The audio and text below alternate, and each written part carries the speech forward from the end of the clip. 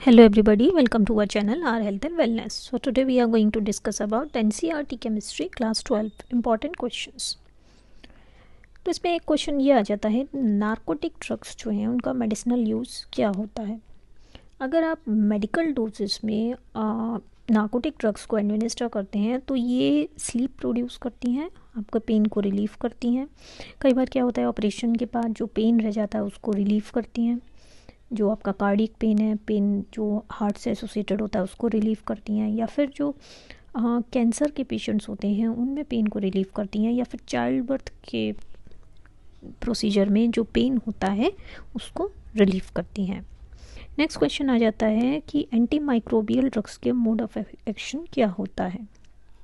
तो जो anti microbial drugs होती हैं या तो माइक्रो ऑर्गेनिजम्स को किल कर देती हैं, या तो जो किल करती हैं उनको हम बैक्टीरिसाइडल बोलते हैं, या फिर कुछ एंटी माइक्रोबियल ड्रग्स ऐसी होती हैं जो कि माइक्रोबियल जो माइक्रोब्स हैं उनके जो एक्शन होता है उसको इनहिबिट करती हैं।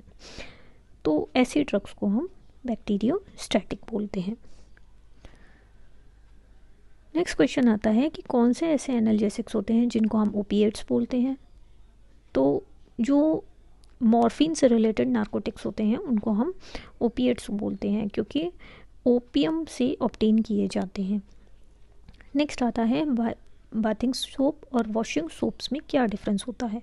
तो जो बाथिंग सोप्स होते हैं वो potassium salts of long chain fatty acids होते हैं जो कि जनरली माइल्ड होते हैं, वाइल वॉशिंग सोप्स जो होते हैं जो वॉशिंग के लिए यूज़ किए जाते हैं वो लॉन्ग चेन फैटी एसिड्स के सोडियम सॉल्ट्स होते हैं जो कि वॉशिंग पर्पसेस के लिए यूज़ किए जाते हैं। नेक्स्ट आता है क्वेश्चन कि हिस्टामीन आपकी बॉडी में कौन से फंक्शंस को परफॉर्म करती है। तो हिस्टामीन की बात करें तो ये एक पोटेंट वासोडाइलेटर होता है। ये आपकी एब्डोमिनल कैविटी है उसकी मसल्स को कॉन्ट्रैक्ट करता है, आपकी ब्रोंकियल मसल्स को कॉन्ट्रैक्ट करता है, जबकि ब्लड वेसल्स की वॉल्स को रिलैक्स कर देता है। तो कई बार क्या होता है, ड्यूरिंग एलर्जीज या जब हमें कॉमन कोल्ड हो जाता है तो उससे कंजेशन हो जाता है, नोज़ में नाक भर जाती है। नेक्स्ट सेक्शन आता है कि जो आपका पेप्सिन एंजाइम होता है जीआईटी में, स्टोमक में, उसको स्टिमुलेट करने का काम करता है, मतलब उसकी रिलीज़ को स्टिमुलेट करने का काम करता है हिस्टामाइन, और जो हाइड्रोक्लोरिक एसिड है उसके सिक्रीशन को बढ़ाता है हिस्टामाइन। नेक्स्ट आता है क्वेश्चन कि फिलर्स क्या होते हैं और वो सोप में क्या रोल प्ले करते हैं।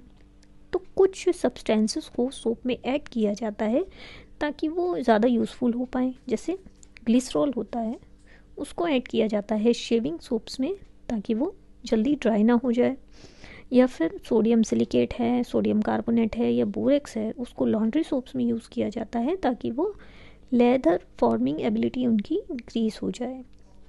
नेक्स्ट क्वेश्चन आता है कि एक आर्टिफिशियल स्वीटनर बताइए जो कि डेरिवेटिव ऑफ सुक्रोज है।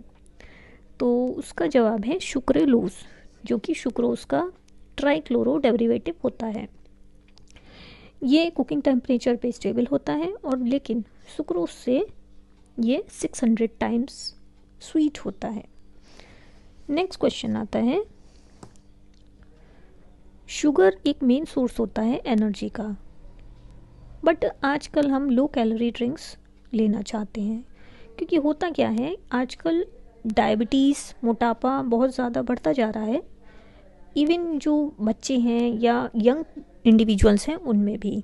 तो उससे क्या होता है कि आजकल लोग अवेयर हो गए हैं इस चीज़ को लेकर और लो कैलोरी ड्रिंक लेना पसंद करते हैं। अब लो कैलोरी ड्रिंक्स में क्या होता है, आर्टिफिशियल स्वीटनिंग एजेंट्स होते हैं जो मेटाबोलाइज नहीं होते या कोई एनर्जी प्रोड्यूस नहीं करते, इसलिए वो लो कैलोरी होते हैं, ऑलमोस्ट नो कैलोरीज होते हैं। नेक्स्ट क्वेश्चन आता है कि पिकल्स जो होते हैं, आपके अचार जो होते हैं, उनकी शेल्फ लाइफ बहुत ज़्यादा होती है और महीनों तक स्पॉइल नहीं होते, क्योंकि होता क्या है इनमें सॉल्ट होता है, एक्सेसिव सॉल्ट होता है, ऑयल भी ज़्यादा होता है। तो इससे क्या होता है कि इसमें बैक्टीरियल ग्रोथ नहीं हो पाती है और ये महीनों तक स्पॉइल नहीं हो पाते हैं। नेक्स्ट क्वेश्चन आता है आपका कि हाइपर एसिडिटी का क्या हार्मफुल इफ़ेक्ट हो सकता है। हाइपर एसिडिटी से क्या होता है, एसिड का प्रोडक्शन स्टोमक में बढ़ जाता है, जिससे इरिटेशन होने लगता है, पेन होने लगता है। कई बार क्या होता है, पेट में अल्सर्स भी डेवलप हो जाते हैं। नेक्स्ट होता है क्वेश्चन कि एस्पिरिन एक पेन रिलीवर होती है, बट कई बार हार्ट अटैक को प्रिवेंट करने के लिए भी यूज़ की जाती है। तो एस्पिरिन का रोल रहता है पेन के रिलीफ में, बट क्या होता है कि ये प्लेटलेट कोगुलेशन को भी प्रिवेंट करती है। जो एंटी प्लेटलेट एक्शन होता है, प्लेटलेट को कोगुलेट होने से रोकती है, इसी वजह से ये प्रिवेंशन में यूज़ की जाती है, हार्ट अटैक्स के प्रिवेंशन में यूज़ की जाती है। नेक्स्ट क्वेश्चन आता है कि सॉफ्ट सोप्स क्या होते हैं। तो जो पोटेशियम सोप्स होते हैं वो सॉफ्ट होते हैं as compared to sodium soaps. तो पोटेशियम हाइड्रोक्साइड का यूज़ करके जो सोप्स प्रिपेयर किए जाते हैं वो सॉफ्ट सोप्स होते हैं, जबकि जो सोडियम हाइड्रोक्साइड का यूज़ करके सोप्स प्रिपेयर किए जाते हैं वो हार्ड सोप्स होते हैं।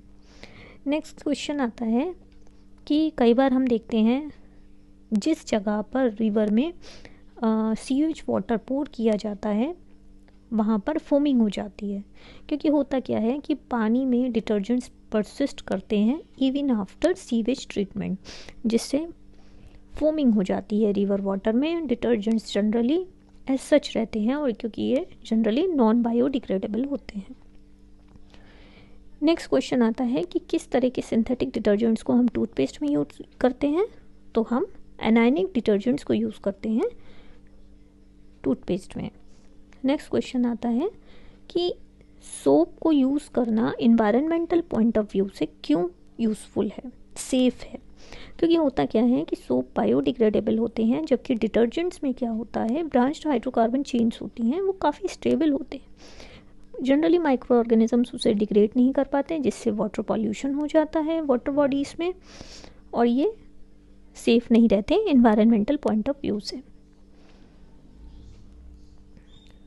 नेक्स्ट क्वेश्चन आता है कि अगर हाइड्रोकार्बन्स में ब्रांचिंग ज़्यादा होती है तो बायोडिग्रेडेबिलिटी पे क्या असर पड़ता है। तो कई बार क्या होता है कि जो हाइड्रोकार्बन चेन अगर डिटर्जेंट की बहुत ज़्यादा ब्रांच्ड है तो बैक्टीरिया उसे आसानी से डिग्रेड नहीं कर पाते।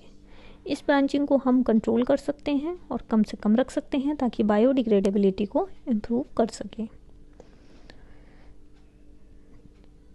नेक्स्ट क्वेश्चन आता है कि हेयर शैम्पूस किस क्लास ऑफ सिंथेटिक डिटर्जेंट में आते हैं। तो कैटायनिक डिटर्जेंट में आते हैं हेयर शैम्पूस।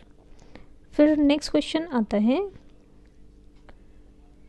एंटासिड्स और एंटी एलर्जिक ड्रग्स दोनों ही एंटाहिस्टामिनिक होती हैं, बट ये एक दूसरे को रिप्लेस नहीं कर सकती। ये बात सही है कि एंटी एलर्जिक और एंटासिड ड्रग्स एंटीहिस्टामिनिक्स होती हैं, लेकिन ये एक दूसरे को रिप्लेस इसलिए नहीं कर सकती क्योंकि ये अलग अलग रिसेप्टर्स पर वर्क करती हैं।